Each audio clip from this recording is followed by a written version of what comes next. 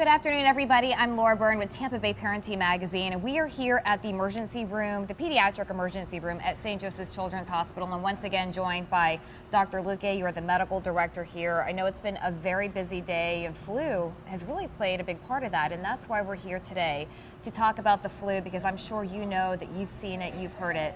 There's a lot of, I guess, fiction going on out there, a lot of things that you don't want parents to like.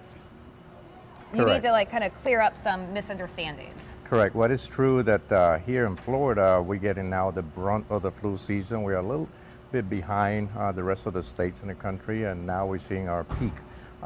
Flu basically has made an appearance, and there's a lot of children, adult and children and families being affected for the flu. But there's a lot of misconception that some folks are believing that if your child contracts the flu, you're just going to die.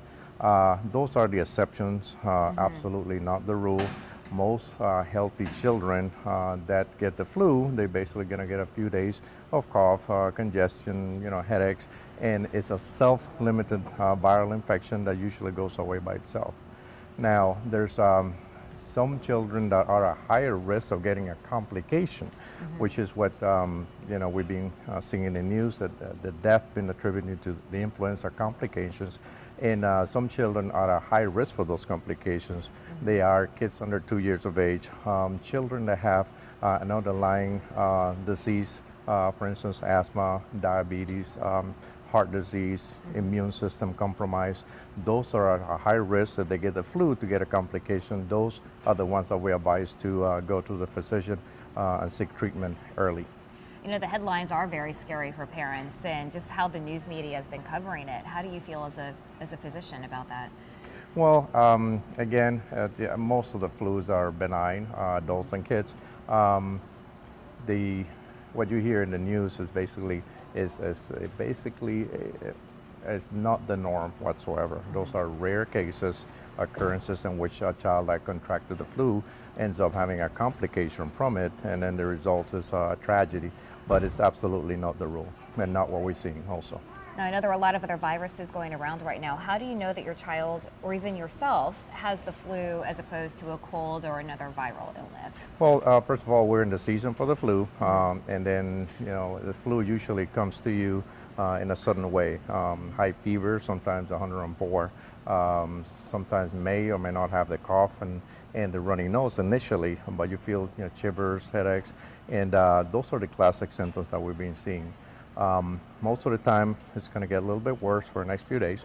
A lack of appetite, cough gets worse, fevers go up and down. But after 6-7 days, it usually goes away by itself. If it does not, we certainly recommend that the families go to the physicians. If instead of better at that time, we're getting worse, to make sure we don't have one of those complications that you see in the news. Now, at what point should a parent take their child to their pediatrician? Just kind of trust their gut instinct. Should they maybe go right when the fever is high and they have that runny nose and they present with all the symptoms, just to get swabbed and tested? Well, in the community, most of the hospitals and ERs are overwhelmed by the cases of the flu, so we're kind of assuming everybody has it when they get the respiratory symptoms. But families that have children that have any of those risk factors, kids under 2 years of age that are febrile, children with Down syndrome, seizures, CP, that are at high risk of getting complications, they should seek attention by the pediatrician. So the other thing is, when do we feel something is going wrong? If after 5 or 6 days of having the flu symptoms, the child's getting much worse, it's time to go and getting evaluated. And I also tell parents, as a mom, as a dad, you know your child better than any physicians. If your gut feeling is something is very wrong, this is not your common cold, this is not the common flu, that's enough for us to evaluate that child to make sure there's nothing else going on. And how do we protect ourselves and our children from getting sick? It's really rough when you have the little ones, they're putting everything in their mouths, the little kids when they play together. Because, is it true that you can catch this virus from someone sneezing 6 feet away? You can catch it from somebody talking to you. Yeah, like right now. Hopefully right. you don't have the flu. Yeah. The best prevention is the vaccination every year. You do the vaccine, and it might not be perfect, but even if you get it and are vaccinated, it's going to be less severe that you had no coverage whatsoever. As an adult, you want to prevent the virus from spreading to your family. You can use a barrier like this surgical mask when you're around your children. If the family members, the little ones, have the cold symptoms and the flu and the fevers, you can prevent them from sharing utensils, sharing foods, being really kissing all the time. That sometimes the affection of them tend to do. So simple common sense things can prevent the spread. But it's very contagious sometimes. Even if you do all those things, your children might come down with this virus. And is it too late to get a vaccine? I know that they're still pushing for it, but we're at the peak. Is the peak of the flu season too late? No, it's not too late.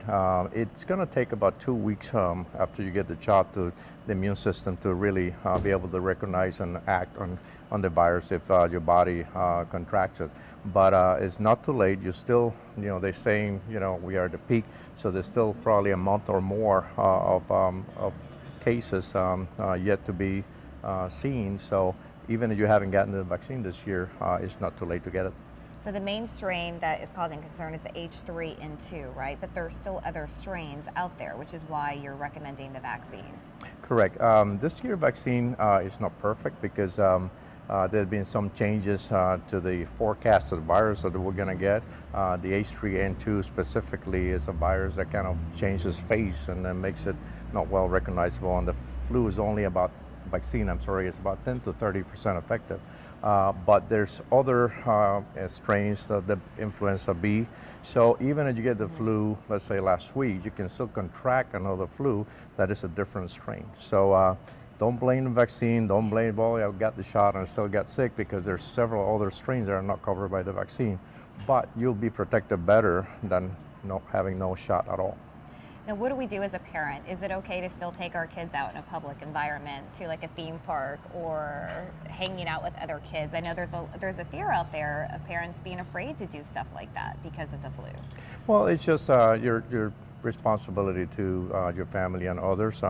If you feel that your child has the flu, it probably, good practice not to try to spread it around by going to for instance, a birthday party, in which they're going to be all the children, they're going to be together. But it's basically a conscience of the families. Obviously, medically speaking, it's best not to have it in a place in which they can spread the virus to other folks that have not gotten sick yet. And as far as how long are you contagious for if you have the flu? Because I think we talked about even a day before you show symptoms, which is a lot of illnesses are like that, right? Correct. You're contagious the day before you start showing symptoms, and also about 3 to 5 days after the symptoms abate. And the next question could be, when can we send the children back to school? And the answer is when the fevers stop, 24 hours after that, they probably can go back to school safely. I know that's a lot of pressure for working parents out there too sometimes, but you've got to be on the lookout for your child, but other people's children as well, which is why it's so important. Correct. And then one way to look at it is if the child basically says, well, I have so much work I have to send him because I have nobody to care for my child. Likely if the child has fever and doesn't start feeling well at school or at daycare, they're going to call you and you're going to have to get out of work anyway. Yeah, absolutely.